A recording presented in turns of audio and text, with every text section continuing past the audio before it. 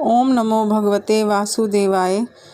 कार्तिक महात्म्य अध्याय 17। नैमिषारण्य तीर्थ में सूत जी ऋषियों से कहने लगे कि अब मोक्ष के देने वाले सब व्रतों में उत्तम एकादशी के व्रत का महात्म्य सुनो।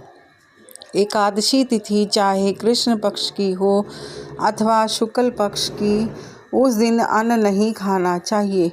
एकादशी के दिन खाया हुआ अन्न पाप भक्षण के समान है। एकादशी का व्रत माता के समान व्रती की रक्षा करता है।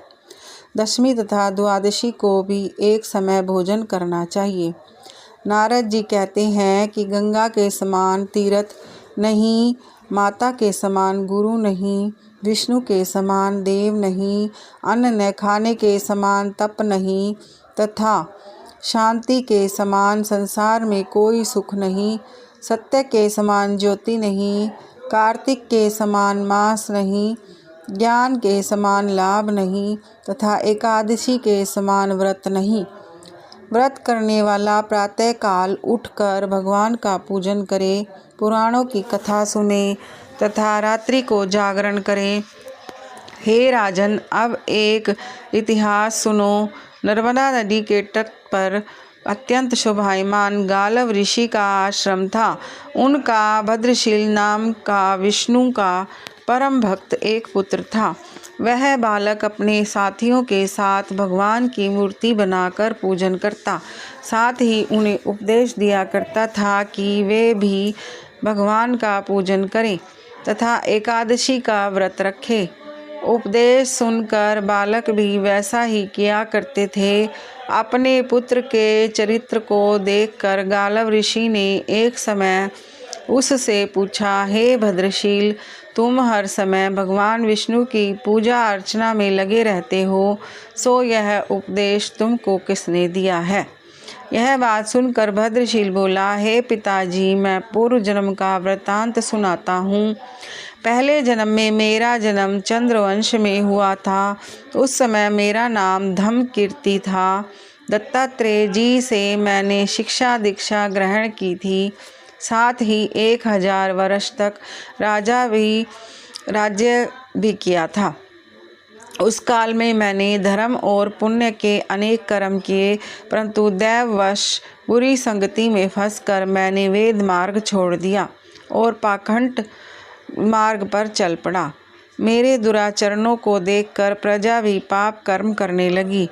इस तरह धर्मशास्त्रों के कथनानुसार प्रजा के पाप का छठा भाग मुझको भी मिलने लगा। एक दिन शिकार खेलने के लिए मैं वन में गया।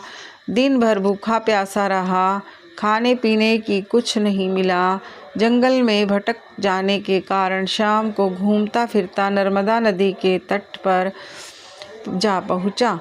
उस दिन एकादशी का व्रत होने से कारण वहाँ पर एकत्रित अनेक वैष्णव भगवान का भजन कीर्तन कर रहे थे।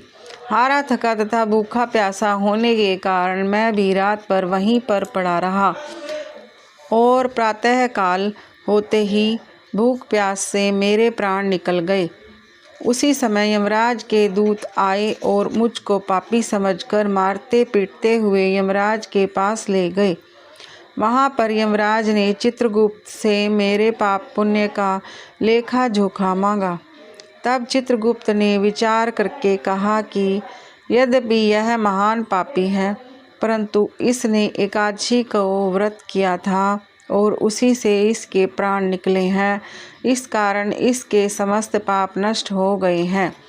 यह सुनते ही यमराज तत्काल अपने सिंहासन से उठकर खड़े हो गए और हाथ जोड़कर नमस्कार करते हुए मुझसे बोले कि हमसे बड़ी भूल हुई है, आप क्षमा करें।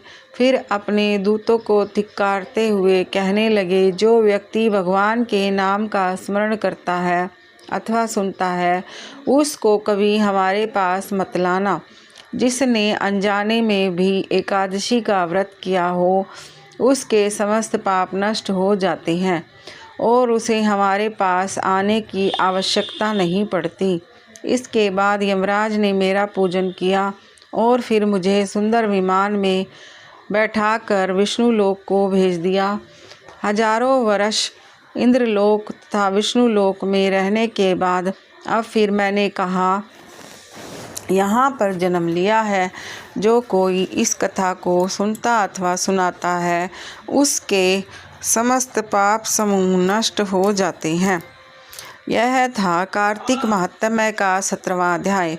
ओम नमो भगवते वासुदेव।